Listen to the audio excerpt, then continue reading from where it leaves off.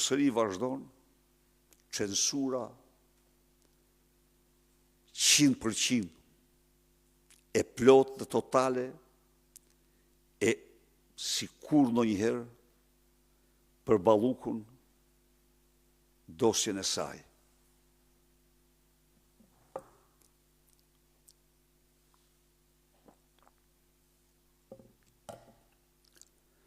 Ajo që ka mund të informoj unë, të dhëna nga qytetar digital, me pohojnë se Balluku, Lubia, është në kërkim të blerjes së shtetësisë dhe pasaportave, jo në një, por në disa vende.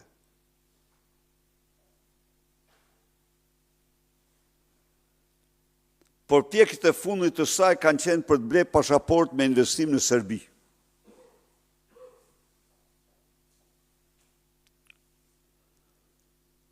Thuhet se ato përpjekje nuk janë kurorzuar me sukses.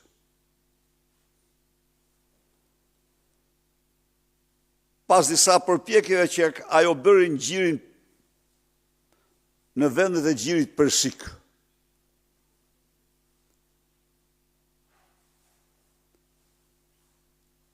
Pra, Lubi Balluku po përgatitet të blej shtetësi për të shpëtuar në mënyrë për të shpëtuar në mënyrë përfundimtare përgjegjësisë para ligjit,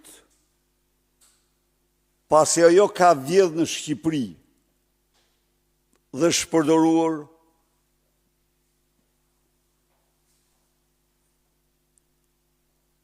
miliarda euro.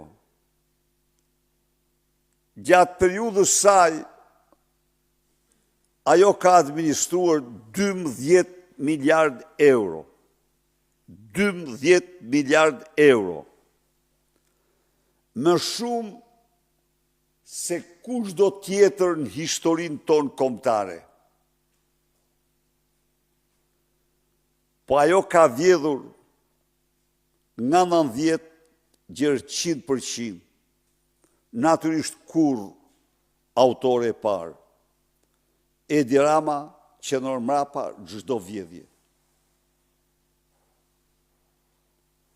Tani, ajo kërkon të blej shtetësi,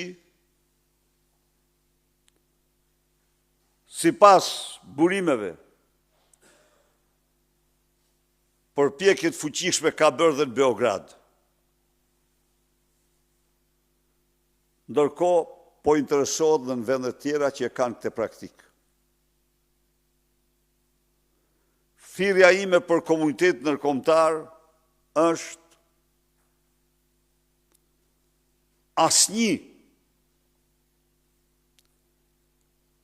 asnjë pranim i kërkesës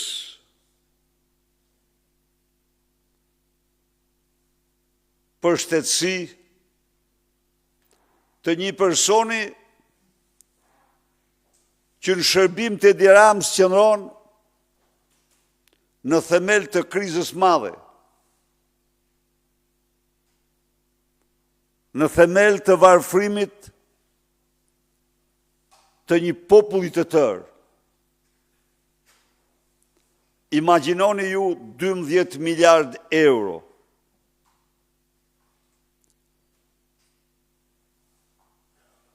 Që ka patur ajo në portofolin e saj dhe që ka gjithsej në sipërfaqe 8 rrugë të shkatruara apo 15 rrugë të shkatruara se janë ca fshatrave.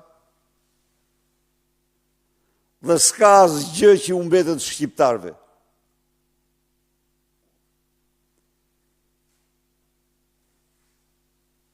Do t'ishte shkelje të gjitha konventave ndërkombëtare, çdo pranim i kërkesave të saj.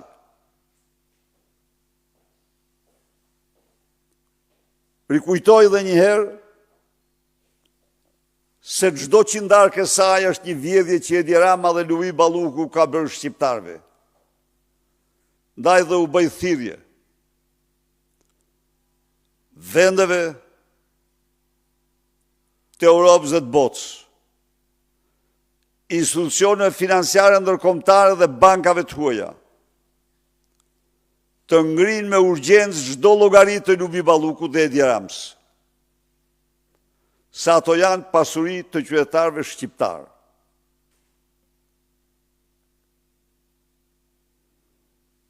Së fundi,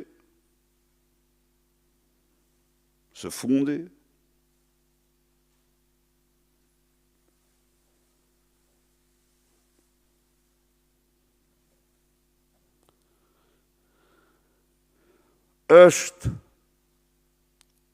dëshmia e turpshme, e re, e kontrollit total të Edi Ramës mbi sistemin e drejtësisë.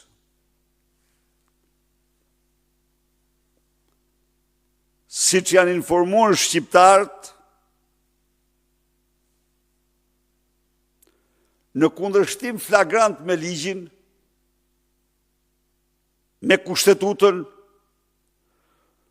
por edhe me një seri precedentësh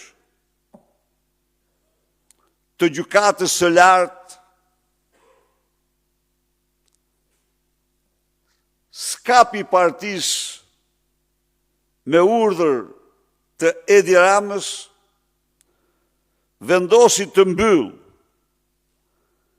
kapakun e pusetës.